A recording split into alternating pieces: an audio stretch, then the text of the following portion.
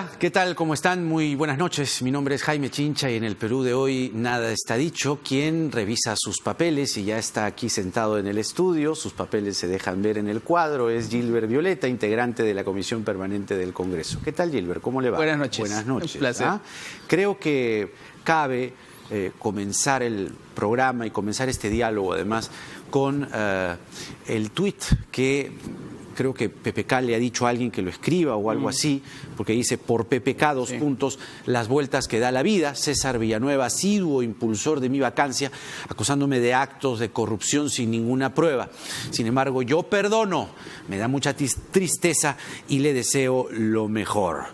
Los pecados de Villanueva no hacen necesariamente santo a Kuczynski, tampoco, ¿no? Sí, pero lo cierto es que en las condiciones en las que se encuentra Kuczynski, que es después de precisamente la vacancia promovida por el señor Villanueva, con una serie de procesos judiciales con acusaciones nacidas de esa vacancia, está encerrado en su casa, con una serie de enfermedades encima y con una serie de limitaciones, entre otras, incautaciones a sus propiedades y limitaciones de sus cuentas, por lo tanto de sus recursos. Ahora, no toda la culpa es de Villanueva.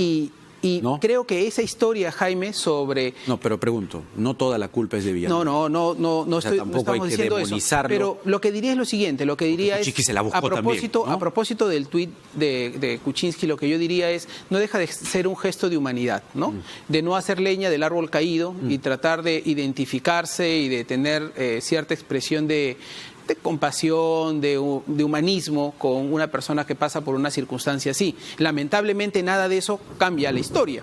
Y la historia, en datos objetivos, es que el señor Villanueva fue el articulador de un complot político que dio lugar a una vacancia, entre otros en coordinación con el señor Daniel Salaverry. No olvidemos que era el vocero en ese momento de Fuerza Popular, y sería bueno que ellos en algún momento contaran cómo llegó a la mesa de la señora Bartra en la Comisión Lavallato esa famosa factura de Odebrecht y Westfield Capital que dio lugar a que se generara estas vacancias. ¿Porque usted tiene alguna sospecha? No, lo que yo recuerdo... Por la mención a Salaverry, sí, digo. Y digo que tengo datos objetivos.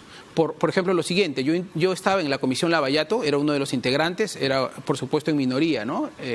Pero recuerdo claramente que cuando se le pidió información a la empresa Odebrecht, permitió el acceso a las dos bases de datos, que era Dreyfus y MyWebDay, y la señora Bartra no encontraba absolutamente nada. Y luego cuando se le pidió acceso a la información documental en los almacenes del Urín, no encontró absolutamente nada, porque eran millones de papeles, era encontrar una aguja en un pajar, pero de repente un día se abrió una ventanita, ¿no es cierto?, en el Parlamento, una factura entró volando, traído por el viento, sobre la mesa. ¿De quién era la ventanita? Era la ventanita... ¿De quién, pues? ¿No es cierto? Por eso, pero la ventanita le pertenece a alguien. Claro, alguien la abrió. ¿Quién, pues? Entonces, ahí todo indica que era... Du Brasil.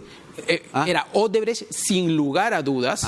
Sin lugar a dudas, era Odebrecht que facilita usted esa información aquí. La vacancia. Aquí, sin duda. Yo no tengo la menor duda. Odebrecht promovió para usted la vacancia de Kuczynski, es lo que está diciendo. ¿Por qué lo hace Odebrecht? Creo, todo esto se tendrá que investigar y todo esto será parte de lo que en el futuro las comisiones investigadoras, la justicia, la prensa independiente, la prensa de investigación determine.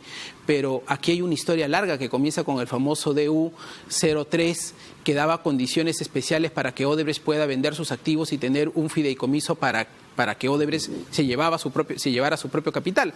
Pero todo indica que ellos querían más que eso. Claro. Y promueven luego una ley y luego generan presión y terminan promoviendo esta vacancia, ¿no? Hay varias cosas que hablar sobre César Villanueva, pero no quiero desaprovechar y sobre todo dejar tiempo pasar para ir a lo que ha sido, creo yo, la imagen del día. El señor Gino Costa hoy en la Comisión Permanente entró y salió, creo, 3 veces, ¿puede ser? Porque había pedido licencia, después puso lista, ¿no? Pasó lista, firmó asistencia. Y votó. Y ahí dijo que era un testigo presencial.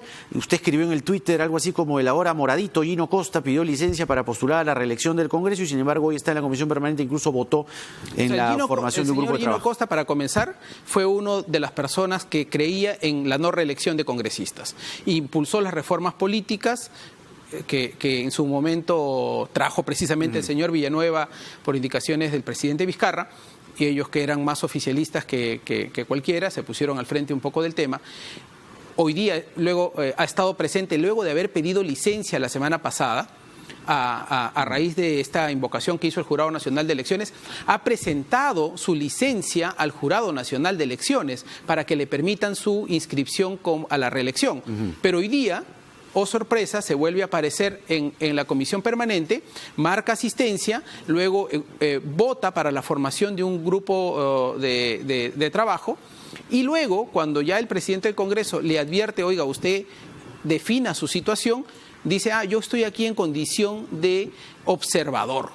Quiero ser un ¿Cuánto, usted que es conocedor, digamos, del trámite parlamentario, cuánto complica su postulación a este nuevo Congreso? Porque tiene primero una declaratoria de improcedencia que evidentemente tiene que apelar, pero con este hecho, ¿cómo queda su candidatura para usted? Para decirlo en términos, en palabras del régimen, el señor Gino Costa, al solo entrar a la comisión permanente y marcar su asistencia, había desistido fácticamente de su solicitud de licencia.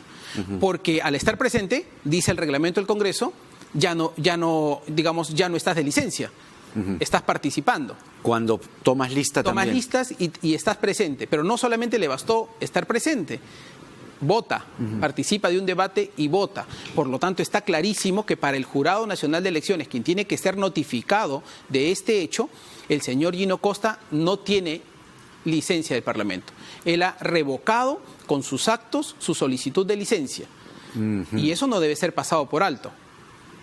Ahora, ¿pero con qué intención? Es la pregunta. O sea, ¿hay una intención detrás o es distracción, desconocimiento? Mire, Jaime, ¿cuál es la razón? Tengo la impresión es que es esta suerte de sentirse sobreempoderado, que como tienen capacidad de influir sobre todos los estamentos del Estado. No existe oposición hoy día en el Perú, no existe parlamento, no existe fiscalización. Entonces creo que hay ciertas personas, como bueno, no existe Costa, porque según la Constitución lo que estamos viviendo es un interregno en el cual usted, por ejemplo, es parte de una comisión permanente que sesiona y que revisa los decretos. Pero que no podemos fiscalizar. Es que eso es lo que dice la Constitución. No podemos, por eso no podemos legislar, ¿no? Y por lo tanto existe durante estos 4 meses una suerte de poder concentrado. Interregno. Este interregno, en estos 4 meses, un poder hiperconcentrado en la figura presidencial y en el poder ejecutivo.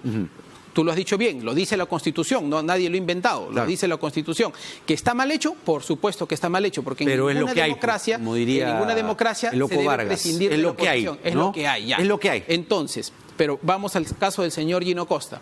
Eso le da derecho al señor Gino Costa a juguetear, ¿no es cierto?, poniendo una licencia, luego retirando la licencia, aparecer, votar y luego decirle al Jurado Nacional de Elecciones, aquí no pasa nada. No, pues. O sea, usted le invocaría al jurado esta noche que revise bien la grabación de hoy en la sesión de la comisión permanente al jurado y que con ese solo hecho fáctico, así es, anule, elimine, liquide la candidatura parlamentaria de Gino Costa. Bueno, la candidatura de Gino Costa y Alberto de Belaúnde y de varios otros ya ha sido declarada improcedente. Está muerta por otro motivo. ¿Cuál? Por el hecho de que ellos han sido designados fuera del plazo establecido por la propia ley electoral. Ellos tendrían que haber sido designados antes de ocurrido el acto de las elecciones internas del partido. Es decir, para que uno designe un invitado, como se hacen llamar ellos, para que uno designe a alguien que no pasa por elecciones internas, primero el partido tiene que reservar específicamente cuáles son esos números en la lista parlamentaria que el presidente del partido se los reserva. Y dice, en estos números, en el 1, en el 8, en el 15, en el 20, claro, los invitados. Yo, presidente del partido, voy a traer a unos invitados, en primer lugar, y luego los designo en esos números, pero lo tengo que hacer antes del acto electoral y nada de eso ocurrió. Así es que ese hecho genera una nulidad imposible subsanar. Ya, entonces creo que el jurado va a tomar nota de lo que acaba de recomendar el señor Gilbert Violet. Espero que sí, lo cual además demostraría por segunda vez que el Partido Morado, lo ocurrió también en la elección anterior, del año 2016, tiene una impericia enorme para manejarse en términos legales en los procedimientos parlamentarios. Sin ser yo un vocero, simplemente me remito a los hechos, creo que hay un pequeño error técnico en lo que usted está diciendo. El 2016 fue el partido Todos por el Perú. Ahora es el Partido Morado. Sí, Entiendo que pero van además separados. Ya, pero van yo separados. te digo una cosa. Ese es un error de formalismo. Digo, le estoy cuidando la oración, más No, bien de a usted. formalismo, no, pero permíteme que te... Retruque, a ver. El contraargumento. Eso. El personero legal es el mismo. Ah, ya. El candidato presidencial, el líder del partido, Ya. es el mismo. Ya, pero el partido no es y igual. el equipo político y legal es el mismo. El señor Carlomagno Salcedo, si no me equivoco, era en ese momento el personero y ahora también lo es. Entonces, y el entorno político, el entorno legal es el mismo. Usted dice Entonces, que el es entorno verdad. tiene estas recurrencias a cometer errores de impericia inscripción. e incapacidad legal para administrar un partido político. Ajá. 2 veces un error de esta naturaleza, de este tamaño, dice mucho de quienes están liderando la organización política. Entonces ahora saque usted el pecho y diga cómo está organizando contigo, que también corre en estas elecciones parlamentarias y tiene a Juan Cheput como cabeza de lista. ¿Quién lo financia?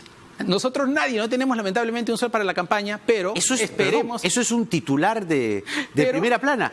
Pero El partido esperamos- contigo tiene pero- 0 soles. Sí, pero esperamos tener algo... 0 soles, en Sí, serio, tenemos la 0 cuenta soles está en cero, aguja. En 0.0. Pero esperamos tener algo en los siguientes días, que los candidatos pues comiencen a poner su publicidad. No en y loncheras, comienzan- ¿no? Ojalá pudiéramos tener para, aunque sea media lonchera. Cuidado con la lonchera. No diga eso. Bueno, en boca salada. recuerda que la ley prohíbe de manera explícita las dádivas. Y creo que si es que alguien comete la burrada digamos, de las viejas prácticas políticas, pues ya, o sea, más que eso. Hablando de burradas, qué buena palabra, porque Dionisio Romero no solamente habló de Fuerza Popular, sino también habló de Peruanos por el Cambio. Y en esa campaña, la del 2016, dice que les dio $200.000 en efectivo. Pero no fue el único. El Grupo Gloria también dice que les dio $200.000 y eso también fue cash. Creo que lo de Grupo Romero han dicho que fue bancarizado. Pero Grupo Gloria, el señor Rodríguez sí dijo que le dio directamente a Kuczynski en un maletín $200.000. Si usted era el jefe de campaña en la primera parte... Pero ya no lo era para ese momento. Ahora vamos. Si usted era el jefe de campaña en la primera parte y luego el señor Vizcarra fue jefe de campaña en la segunda parte, ¿quién recibió este dinero? ¿Quién supervisó este tránsito de efectivo? Bueno, para comenzar hay que saber a quiénes se lo dieron y bajo qué términos. Por ejemplo, a raíz de esta noticia que sale sobre aportes del Grupo Crédito, nosotros ahora hemos mirado la información en la OMPE y hemos constatado que efectivamente hubieron 3 depósitos del Grupo Crédito, Credicorp, que fueron entregados a la campaña, en donación a la campaña, y que están registrados en la OMPE. Son 3 donaciones de 234.000 soles. En total las 3. Sí, no. 234, 234 es eso lo que tenemos. ¿Qué son los 200.000 que dice Romero? Y es dólares. Sí, así es, y son de 3 empresas distintas. Pero del Grupo Crédito. Pero del mismo grupo. Correcto. Informados, bancarizados, reportados a la OMPE y, digamos, completamente bancarizados y completamente legales. ¿Pero en el caso de Gloria? En el caso de Gloria desconocemos absolutamente porque no aparece ningún registro. Víctor Rodríguez dice que se lo dio a Kuczynski y eso un maletín directo, en vivo y en directo. Nosotros no hemos encontrado registro de esa información, pero recuerden, en ese momento el jefe de campaña era el señor Martín Vizcarra, el gerente de campaña era... ¿Usted fue hasta cuándo? ¿Hasta febrero, puede ser? Hasta enero del 2016. Enero del 2016. Ahí no hubo plata. No, porque ya en diciembre ya no había. Ya en diciembre ya no teníamos, porque básicamente el que financiaba era Pedro Pablo, ¿no? Hasta ese momento, pero ya entrada la campaña, ya los gastos pues se disparan, ya no basta mantener una oficina. Y Vizcarra entra en febrero. Vizcarra ya había entrado en noviembre, pero toma el control de jefe de campaña, jefatura de campaña a inicios de febrero. Sería entonces el señor Vizcarra el que tenga en todo caso que colaborar con la justicia si hay algún requerimiento. Habría que preguntarle si él sabe algo al respecto, habría que preguntarle al señor Pero usted Graus. estaba en el partido, de lo que usted sabe. No, yo ya había sido inspectorado del comando de campaña. Yo desde que salí de la jefatura ¿Y por qué lo de campaña... inspectoraron? Esa palabra es muy interesante. Fulminante, es como si lo hubieran sacado por un tubo. Así es, porque para ese momento muchos invitados tomaron el control de la campaña. O sea, y por eso ¿no? Nuestro grupo parlamentario de 18, 12 eran invitados. ¿Se refiere al invitado Vizcarra? Vizcarra también fue un invitado, si Vizcarra nunca se partidarizó. Sí. Y de 12 parlamentarios, perdón, de 18, 12 terminaron siendo invitados y solo 6 éramos partidarizados. O sea, por eso todas las decisiones, incluso en la bancada, terminaron imponiéndose por los invitados como el señor Gino Costa y el señor Alberto de Belaunde, que en su momento le juraron lealtad a PPK y ahora le juran lealtad a Julio Guzmán, y en el caso de Gino, además antes se la juró también a Toledo y en algún momento a la señora Susana Villarán. O sea, nosotros no estuvimos de acuerdo con ese tipo de incorporaciones. Pedro Pablo, en un exceso de generosidad y de apertura y probablemente de estrategia. ¿Se lo reclamó alguna vez con la confianza que tiene? Sí, y ese fue el motivo por el cual yo no solamente dejo la jefatura de campaña, yo me alejo de la campaña presidencial completamente y me dedico a mi campaña Ustedes personal. tienen una historia muy cercana, Yo tengo un afecto personal casi como un muy padre grande, para muy usted, grande, ¿no? por Pedro Pablo. Pedro Pablo es el padrino de mi hijo.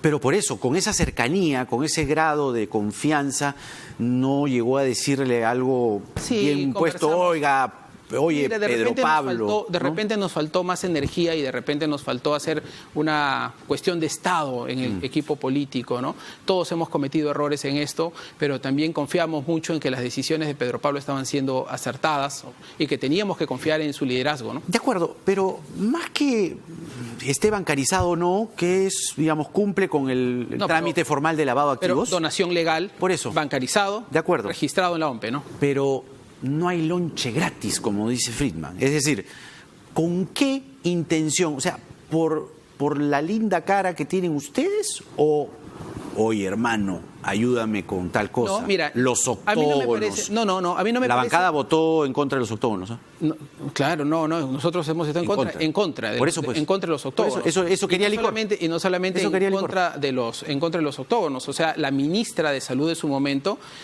por eso, pues, generó una oposición. Pero eso es lo que quería. En línea con esa oposición. Eso es lo que quería. Licor, eso es lo que quería Alicorp. Entonces, así se pagan.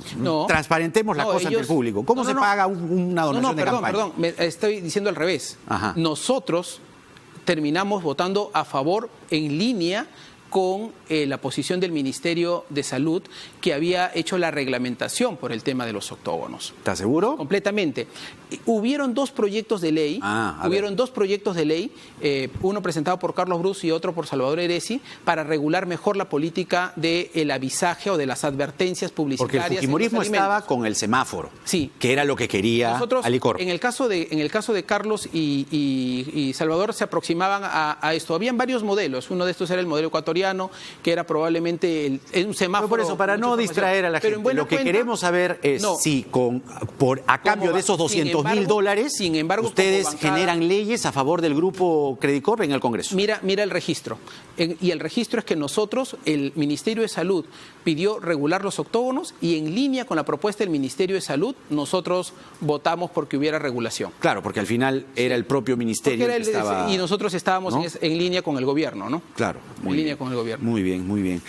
Ahora, ya que mencionaba a Gino Costa, el señor Jorge Villacorta, que va también en la lista de contigo. Con el número 3. Ha anunciado que Salvador va a presentar... con el 2 y Juan Chepú con el 1. Va a presentar una denuncia penal, por delitos de usurpación de funciones y falsedad genérica contra Gino Costa, califica él de infiltración, lo que ha hecho hoy en la comisión permanente. ¿Respalda usted esta denuncia? Sí, yo tengo que respaldar las acciones de mis candidatos y en el caso de Jorge Villacorta específicamente fue hablado en una suerte de comité, él explicó su posición y nosotros creímos que había mucha coherencia. ¿Por qué falsedad genérica? Porque el documento que habría entregado al Jurado Nacional de Elecciones el señor Costa, digamos, ha sido deshecho con su presencia en la comisión permanente.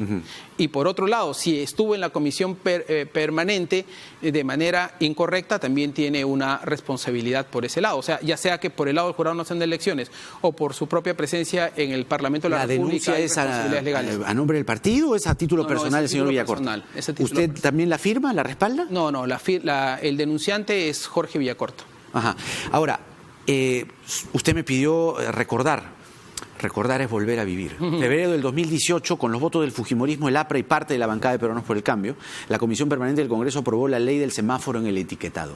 o sea, lo que quería el licor. Ya, pero no sé quién en la comisión permanente específicamente, porque dice parte, no recuerdo que nosotros... Usted estaba del lado del Ministerio de Salud. Nosotros hemos bueno, nunca la bancada de Peruanos por el Cambio votó desalineada. Así es. Siempre eran, cada uno era una bancadita. No, Jaime, no. Nosotros en un 98%, 99%, salvo, mira, 2 o 3 casos específicamente de discrepancias muy duras, en todos los casos nosotros hemos votado como bancada alineados con la política de gobierno. Hasta que se produjo la ruptura que finalmente se produjo. Pero mientras estuvimos ahí, hemos mantenido estadísticamente, eso se puede revisar y no estoy mintiendo, ¿no? Volvamos a César Villanueva porque usted le pide a Vizcarra un pronunciamiento político sobre César Villanueva. ¿En qué términos se lo propone? Mire, yo diría que el señor Villanueva, decíamos, ha sido el principal operador político del ahora presidente Martín Vizcarra, sí, para efectos de la vacancia y luego como presidente del Consejo de Ministros y luego como promotor de las políticas anticorrupción y de las reformas constitucionales. Sí, entonces, lideró la reforma. Claro, entonces, y nos trajo todo este paquete enarbolando la lucha contra la corrupción y resulta que luego el señor Villanueva estaba implicado hasta las narices con la empresa Odebrecht y con actos de corrupción. Entonces, a ver, creo que hay varias preguntas que flotan en el aire. ¿Cuándo se comenzaron a hacer este seguimiento al señor Villanueva? ¿Se han interceptado también sus comunicaciones? ¿Quién lo ha hecho? ¿La DIVIAC? La DIVIAC. O sea, el gobierno. A eso voy. Si es la DIVIAC, es el Ministerio del Interior. Claro.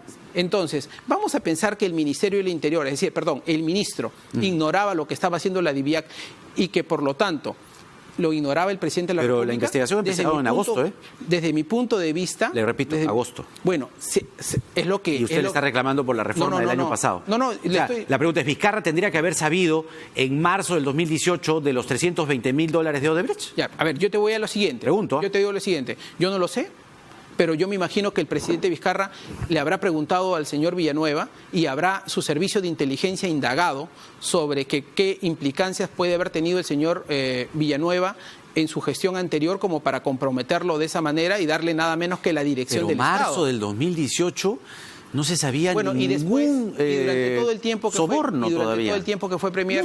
Bueno, ha debido revisar, pues. Pero ¿cuándo salió lo de Villanueva? La pregunta es desde cuándo sabe. No, la pregunta es desde cuándo el gobierno sabe las cosas en las que ha estado implicado el señor Villanueva. ¿Se están cobrando ustedes la factura de la disolución con este apretón, esta fustigación a Vizcarra? No se trata de cobrar ninguna factura, pero creo que hay que exigir coherencia.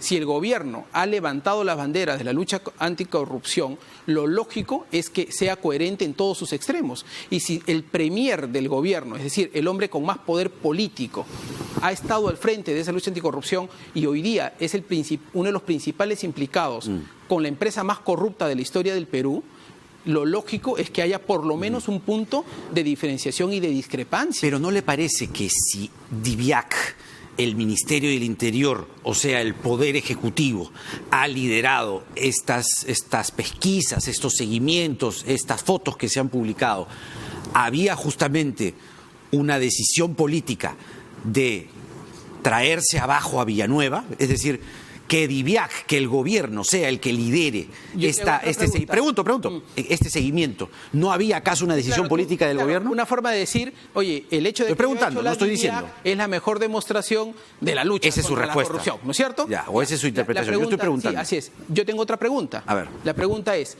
si el señor Villanueva, no siendo premier, utiliza lo que él llama sus influencias para tratar de manipular un caso legal, siendo presidente del Consejo de Ministros, ¿no lo ha hecho? No lo sabemos. Sí, no lo sabe. Entonces, pero es posible. Pero yo creo que es altamente posible. Por ejemplo, caso, una pista, una ruta. A ver, creo que eso lo tienen que decir, eso lo tienen que decir los fiscales. Eso lo tienen que decir los operadores del sistema de justicia. Lo que pueden decir los fiscales es que ha penetrado Villanueva el equipo especial y ha penetrado a la Fiscalía en Lima Norte. Por eso también creo, Jaime, comencé diciendo que sería bueno que Fuerza Popular y sus operadores del momento comiencen diciendo también en qué términos conversaron con el señor Villanueva en ese proceso de formación de vacancia, cuando el señor Villanueva pues era un alentador de la salida de Kuczynski y de las denuncias? ¿En qué términos conversaron? ¿Qué cosa prometió el señor Villanueva? ¿Hasta dónde alcanzaban sus coordinaciones y sus contactos? ¿O Villanueva puede haber, digamos, sorprendido a Vizcarra? Pregunto. No lo sé.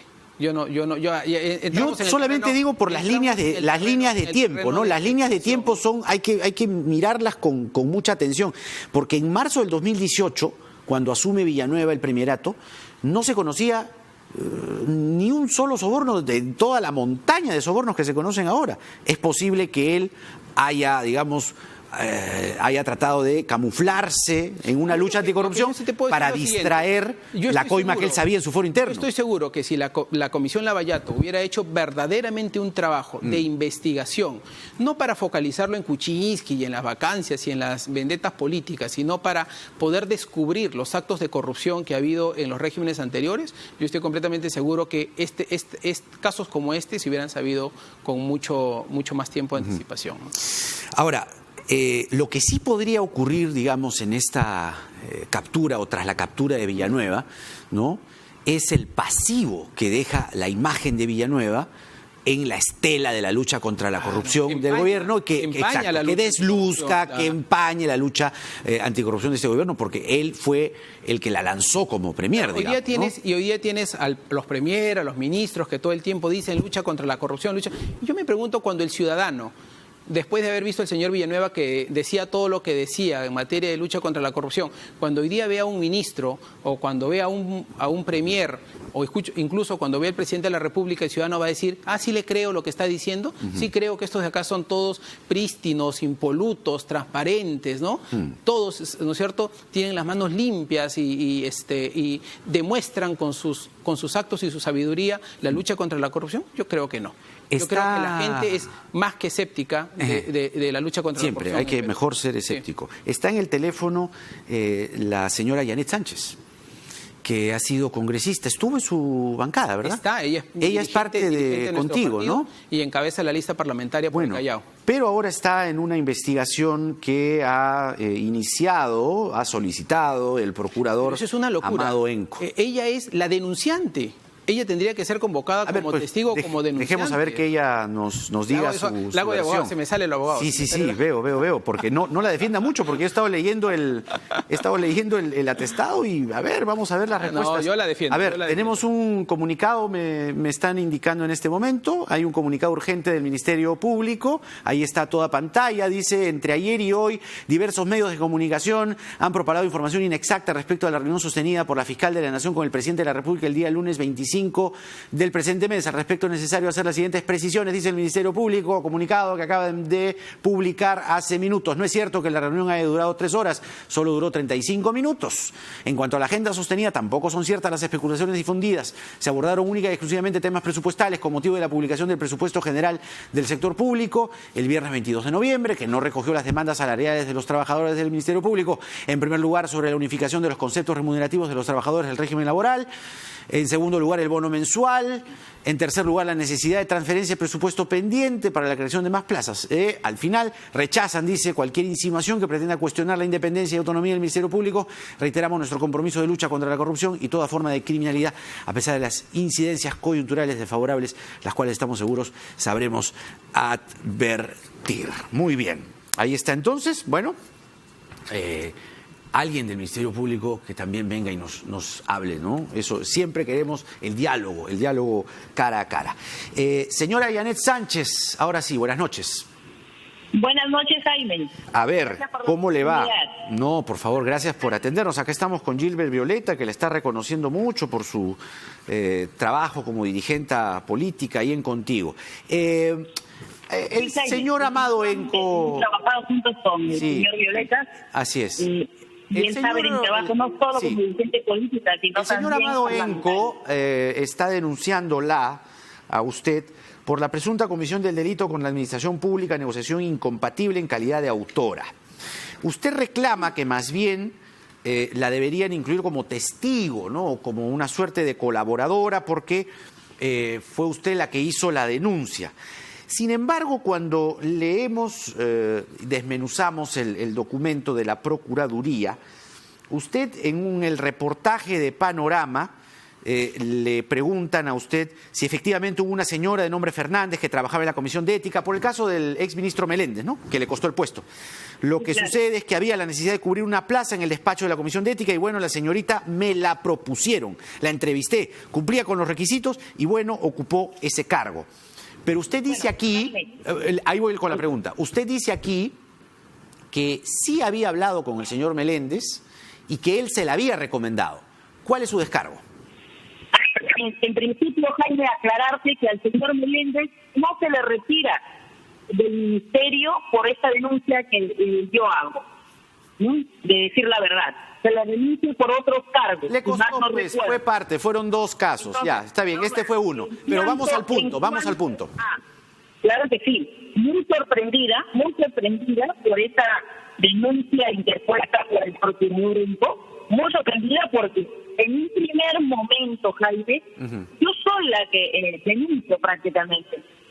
Yo puedo colaborar con la justicia, yo voy a colaborar con la justicia, pero en calidad de testigo o de denunciante, ¿no es cierto? Creo que es algo insólito esta investigación o por lo que me quieren imputar una negociación incompatible. Me parece que tiene el volumen de la tele que se está acoplando en el teléfono. Por favor, si puede poner mute, le ruego.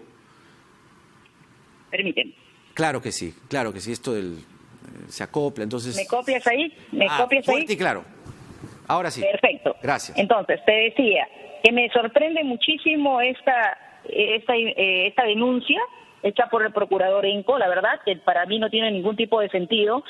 Sin embargo, considero de que el Ministerio Público va a analizar, evaluar y, bueno, resolverá objetivamente y como corresponde.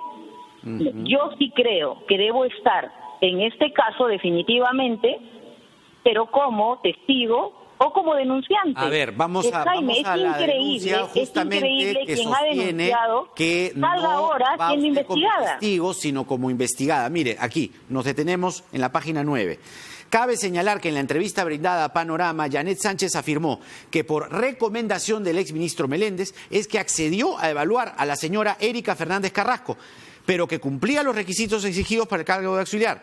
Ante ello, se requirió al Congreso de la República el currículum vitae de la señora Fernández para ser evaluado. Asimismo, se solicitó los documentos pertinentes. Lo que dice aquí es que usted sí sabía de la vinculación, del nexo, del parentesco, de la relación entre Meléndez, la señora, y que usted, a sabiendas de eso, lo contrata. Con lo cual ya no se convierte usted en testigo, sino se convierte en investigada, pues.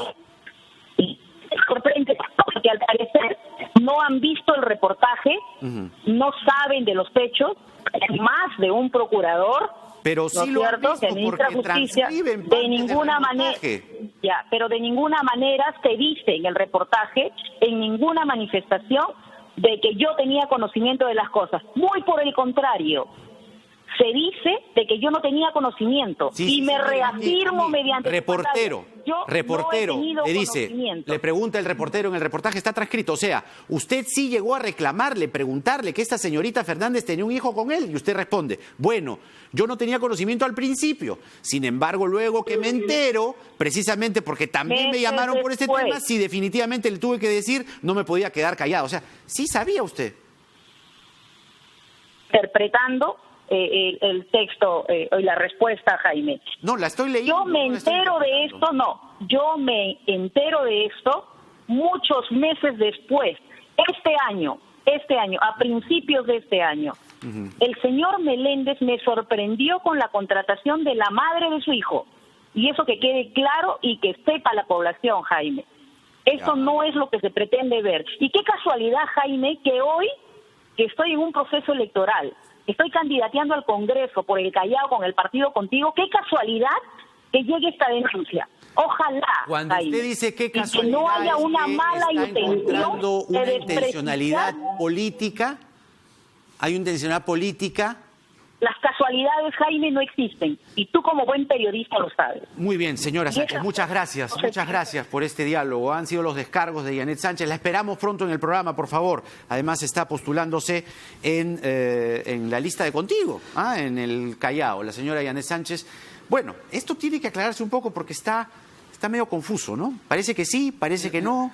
No, mira, yo muy rápido nada más, no. Pero yo recuerdo que efectivamente de las explicaciones que nos dio Yanet en su oportunidad, ella efectivamente no conocía la situación esta de la relación del excongresista Meléndez con su esposa, sino hasta muchísimos meses después. Y cuando ella toma conocimiento es que se produce una denuncia periodística en la que ella da cuenta de este tema, no se oportunamente no levantó el tema, sino hasta cuando ya Meléndez terminó siendo ministro. Ajá. Pero es a raíz de la denuncia de Yanet Sánchez que se levanta el tema, claro, o sea, ella es la denunciante. Pero parece que lo que se tiene que investigar es que, porque acá dice ella misma que Meléndez se la recomienda.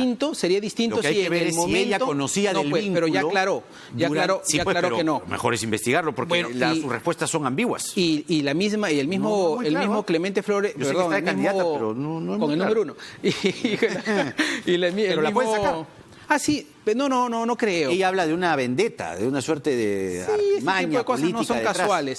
Creo que el procurador hace bien en denunciar, pero creo que no está calificando bien, ¿no? Porque tiene que diferenciar, pues bajo esa lógica, a cualquier persona que denuncia termina siendo investigado, así quien denuncia.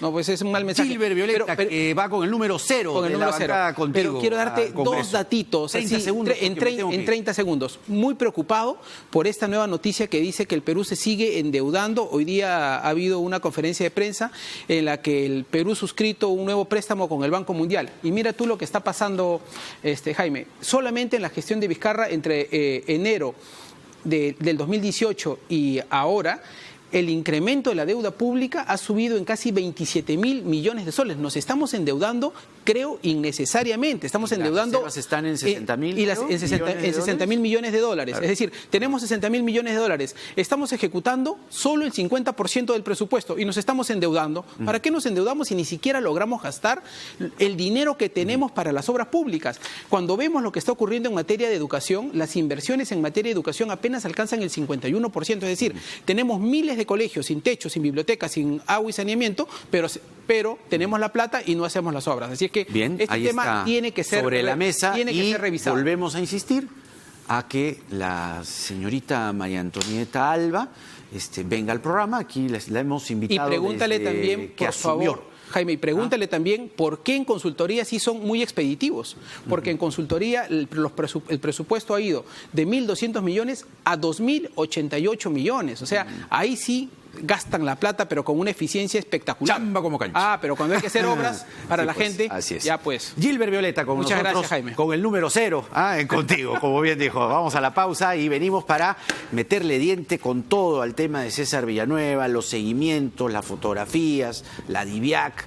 Villanueva, además, tramando con una suerte de anexo de cuellos blancos, vendrían a ser, no sé, una suerte de cuellos blancos de Lima Norte, porque estaba o había penetrado en las fiscalías. Noticia así al estribo, antes de ir al corte, ha sido admitida la lista de Solidaridad Nacional, la lista que lleva a la señora Rosa Bartra, y a otros más. El Jurado Electoral Especial de Lima Centro 1 ha admitido a trámite la lista de candidatos de Solidaridad Nacional para los comicios legislativos extraordinarios del próximo 26 de enero. Hablamos de Villanueva luego de la pausa con el periodista de Convoca.pe, Oscar Libón. Nada está dicho.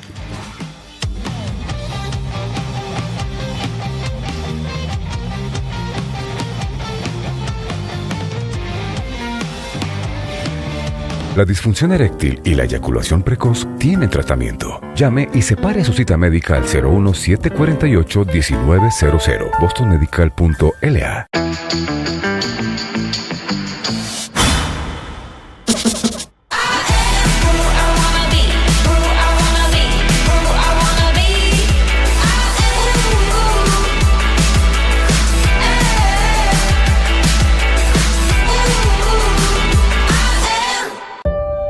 Para ser innovador hay que aprender de los que no son como tú, de los que no piensan como tú. de los que no aman como tú. Los innovadores no siguen la corriente, ni se rinden a supuestos límites. La innovación empieza por abrazar las diferencias, porque solo escuchando otros puntos de vista puedes aprender. Abre tu mente. Innova UPC. Super oferta de Navidad. Por la compra de cualquier sala, comedor o dormitorio, llévate un mueble de tocador Jessie a solo 99 soles. Solo en Casa Grande y Sal y Cerámica.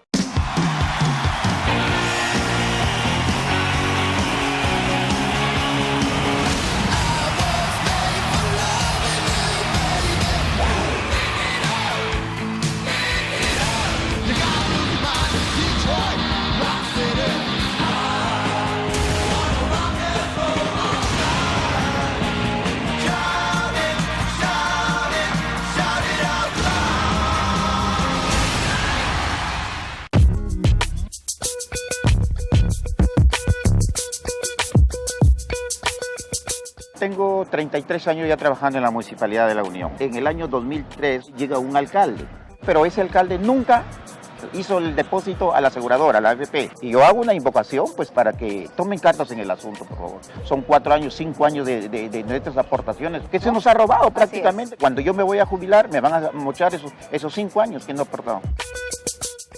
La disfunción eréctil y la eyaculación precoz tienen tratamiento. Llame y separe su cita médica al 01748-1900, bostonmedical.la.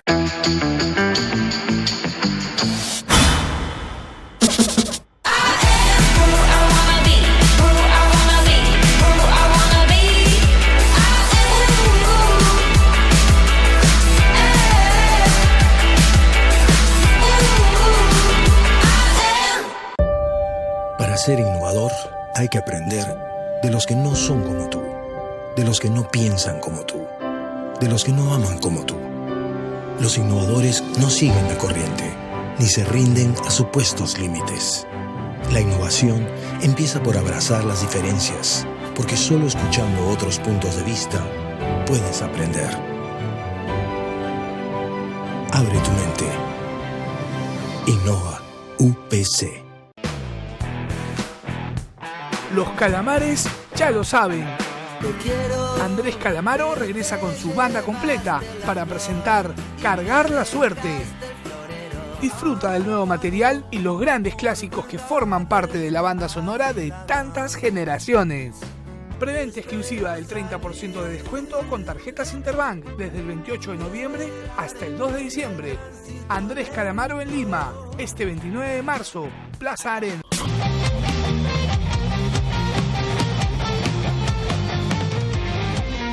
Muy bien, vamos a hablar de César Villanueva con Oscar Libón, periodista de Convoca.pe, un portal de investigación muy prolijo, muy bien enterado. Oscar, ¿cómo estás? ¿Cómo estás? Buenas noches, gracias por venir. Ustedes tienen una investigación que he compartido además en mis redes sociales y que he leído con detenimiento.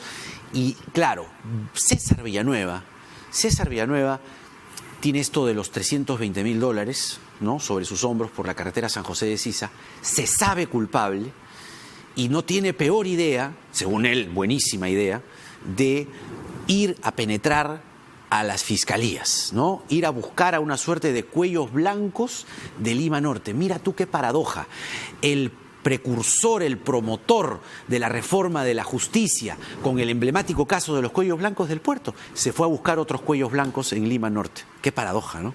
Qué terrible. Sí, bueno, y esperó un momento especial, ¿no? Justamente la disolución del Congreso para intensificar la búsqueda y contactar con fiscales de Lima Norte que lo ayudaran en esta tarea, ¿no?, de penetrar, infiltrarse o infiltrar al equipo especial del caso Lavallato. Claro. Ahora, estas fotografías que aparecen además en la publicación, tenemos por ahí la publicación y vamos a ir ilustrando. Ahí está.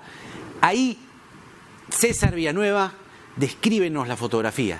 ¿Con quiénes está? ¿Qué es lo que está haciendo? Bueno, esa es una de las reuniones que tiene César Villanueva con el fiscal superior Alberto Rosell Alvarado, ¿no?, fiscal superior de Lima Norte, y su amigo el empresario José Santisteban. Claro. ¿No? Esta es una de las reuniones que fue captada por agentes de la DIVIAC en el seguimiento que iniciaron en agosto, ¿no? de este año, y que también esto fue acompañado por interceptaciones telefónicas realizadas por el sistema Constelación. ¿No? El inicio fue precisamente a través de una investigación que estaban haciendo al fiscal Rosell, al fiscal Rosell, por su presunta pertenencia a una red de corrupción. Claro. Que la Fiscalía cuellos blancos. Sí, ¿no? Así es, cuellos blancos en una provincia del norte del país, ¿no? Y encontraron precisamente una conexión hacia el ex premier César Villanueva. Ahora, la valoración de estos hechos realmente es patética, es dramática y es por trazos hasta asquienta, porque, como te decía, el hombre que levanta las banderas de una limpieza, una depuración en el sistema de justicia, cae penetrando para salvar el pellejo, justamente en esas circunstancias, ¿no? Ahora, tal como lo estamos viendo además en las fotografías, ¿cómo ves el futuro penal de César Villanueva? Porque ahora combinemos los casos, es decir, está el caso de tráfico de influencias y esto por juntarse con cuellos blancos y pedir que le salven el pellejo, ¿no? Y está lo de la carretera San José de Sisa y los $320.000, es decir, se fregó. Sí, bueno, su tema legal, su defensa legal se ve resquebrajada, ¿no? Claro. Se ve resquebrajada y también está expuesto a una posible prisión preventiva por intento de obstrucción de la justicia, ¿no? Que fue precisamente lo que trató de hacer con la búsqueda de un contacto dentro de la Fiscalía del equipo especial. Ahora, hablemos también del hilo conector. ¿Cómo llega Villanueva a entenderse con esta gente y sobre todo lo que esta gente después, tanto en Lima Norte como el mismo equipo especial, le llega, digamos, a colaborar, ¿no? Es decir, poniendo al hijo, uno de los fiscales poniendo al hijo, decir, ya no te preocupes, yo voy a estar detrás. O sea, realmente el caso apesta, ¿no? Por donde lo mires. ¿Cuál es tu explicación sobre el hilo conector? ¿Cómo se contactan ahí Villanueva con los fiscales? Los protagonistas de esto son César Villanueva, su amigo el empresario José Santisteban, quienes contactan con el fiscal superior Alberto Rosell, quien al parecer ofrece sus servicios como abogado, pero en la sombra, ¿no? En la sombra, y pone a su hijo como rostro visible, pero su hijo había terminado su carrera en 2018, o sea, no tenía ni un año de haber egresado. Entonces, obviamente, él no iba a ser el que presentara la estrategia legal de defensa ni nada por el estilo, ¿no? Y fue en momentos en el cual de la disolución del Congreso, un momento de conmoción política, incertidumbre, claro, que este grupo alrededor del entorno de César Villanueva busca un contacto más directo al equipo especial, ¿no? Claro. Precisamente uno de ellos, fiscal Rosell, contacta a Ronald Chafloque, ¿no? Y Ronald Chafloque que había compartido habían compartido labores con Alex Taboada, miembro del equipo especial, claro, miembro del equipo especial, adjunto de Germán Juárez, Atoche, ¿no? Sí. Que precisamente era quien investigaba a César Villanueva. Claro, y además, han sido ya expectorados, ¿no? Quien tiene detención preliminar y además expectorados también del equipo especial. Óscar, felicitaciones por el trabajo y gracias por habernos acompañado hoy y sobre todo contándonos de, como decía, este caso realmente inmundo por donde se le mire, ¿no? Y además uno ve el doble rasero, ¿no? De un político que termina como, creo yo, está terminando César Villanueva. Gracias, hasta la próxima. Gracias, Óscar Libón de Convoca con nosotros. Vamos rápidamente a la pausa y venimos con dos candidatos al Congreso de la República que además han sido alcaldes. Ese es el hilo, el vínculo que tienen y se sientan aquí. Renan Espinosa de Somos Perú, Javier Altamirano del PPC. Nada está dicho.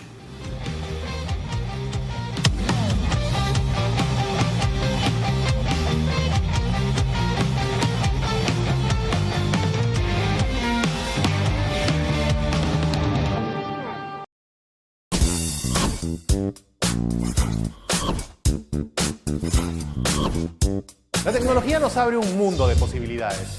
Entérate de todo en Newsly.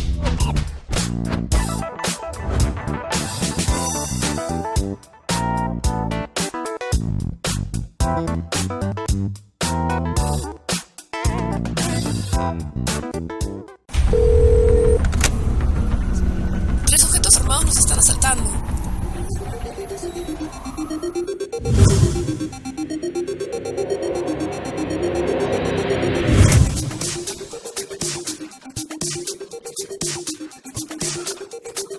Cuando estés lejos de sentirte seguro, contacta al Rotafono, la línea de ayuda más efectiva.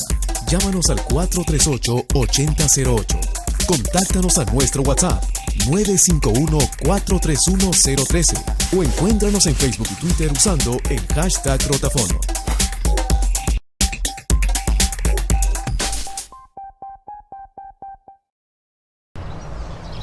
Radio Oxígeno.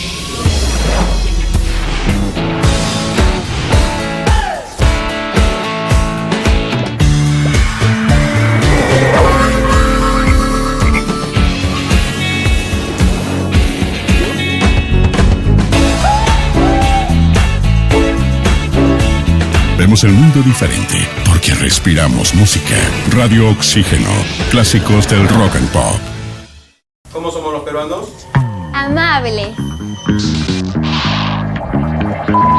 Somos peloteros, somos hinchas. ¿Juegan pelota? Emprendedores, pero a algunos se les pueden pegar las sábanas. ¡De buen diente! ¡Uy, qué rico huele! Somos divertidos. Descubrir nuestra identidad es el reto de este programa. Todos los miércoles a las 10 intentaremos averiguar usted y yo cómo somos los peruanos.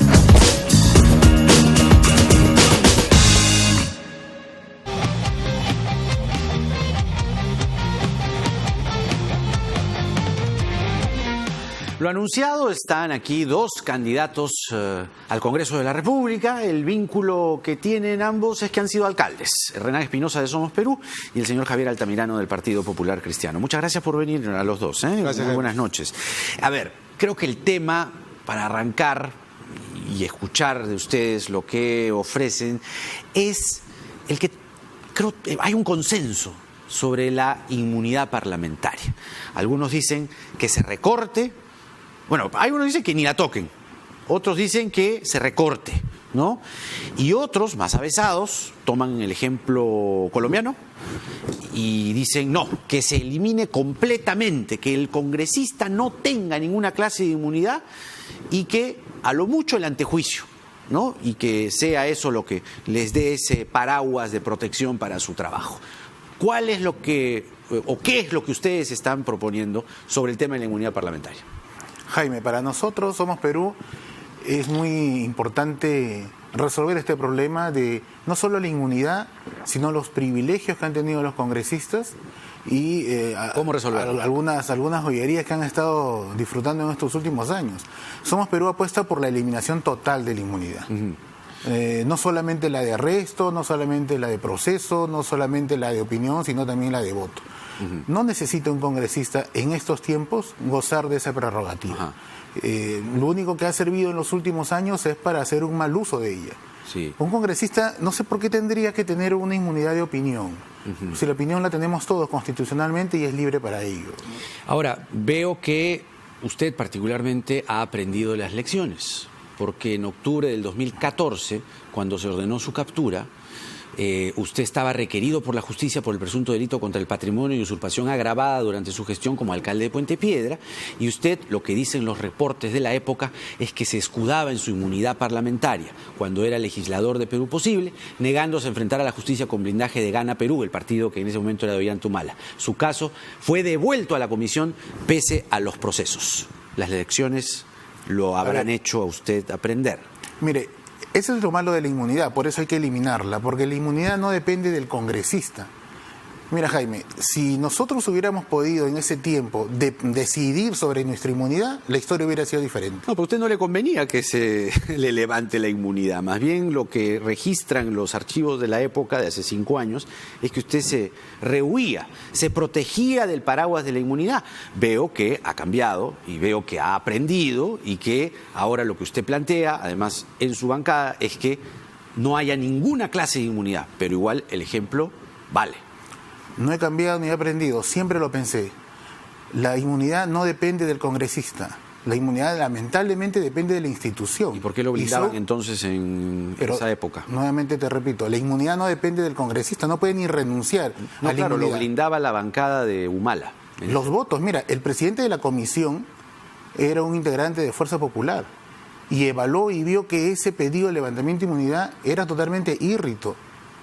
Al final de ese proceso judicial salía absuelto por defender unas tierras públicas donde se construyó un parque en el asentamiento humano San Pedro del Choqué en el distrito de Puente Piedra. Claro, digamos, la naturaleza misma del proceso, ahora vamos con el señor Altamirano, la naturaleza misma del proceso se resuelve en las instancias judiciales, pero acá ya había sentencia. No había sentencia. ¿Cómo que no? No había sentencia. Había sentencia. No. Es que eso es lo que ocurre, a veces se tergiversa la información o una nota periodística. Yo nunca he sido sentenciado absolutamente por nada. Usted, perdón, me rectifico. Lo que usted tenía era una investigación fiscal y usted estaba acusado de 2 delitos, contra el patrimonio y usurpación agravada, cuando usted fue alcalde de Puente Piedra. Entonces, lo que había que hacer en ese momento era despojarse de cualquier inmunidad y poner el pecho ante una investigación. Sin duda alguna, y es lo que dice. Terminó el mandato. No, es que terminó el mandato congresal y la justicia siguió investigando. Y al final hubo una sentencia absolutoria, probando absolutamente. Es que esos son los costos cuando uno llega a un distrito como el mío, en Puente Piedra, y donde el tráfico de tierra es atroz. Pero ojo, ahí había un pedido de la Corte Suprema en su caso. Pero a ver, vamos con Javier Altamirano. Hay que aclarar eso, que al final eso totalmente absuelto. Pero el ejemplo sirve, y quiero darle ya el turno a Javier Altamirano, que nos está mirando hace rato, porque también hay que hablar de la inmunidad desde el punto de vista del Partido Popular Cristiano, que ahí creo que hay matices, ¿no? No es tan así absoluta. Yo creo que es el momento preciso para marcar la cancha. Definitivamente este Congreso que ha pasado, pues todos lo sabemos, los grandes problemas que ha generado y la sensación terrible que tiene la población hacia los políticos. Yo creo que en este año y medio hay que hacer cosas importantes. Yo personalmente estoy súper de acuerdo en que se retire la inmunidad parlamentaria. Efectivamente en el PPC se han estado debatiendo algunos temas. La idea... El consenso es que pues esta inmunidad realmente no blinde a los parlamentarios, ¿no? Yo he sido alcalde, por ejemplo, y los alcaldes pues están sometidos a todos, ¿no? A ataques políticos, y yo creo que lo que hay que hacer es caminar derecho, ¿no? Claro, y justamente usted, cuando era alcalde en San Juan de Miraflores. Correcto. Lo involucraron en supuestos actos ilícitos vinculados a la gestión como enriquecimiento ilícito y lavado de activos. Correcto. El Ministerio Público y la Contraloría han tomado conocimiento en esa época, 2017, para las investigaciones, gracias a las denuncias del Frente Anticorrupción del Distrito. Miren, lo tenían en jaque usted. No, ¿En qué quedó?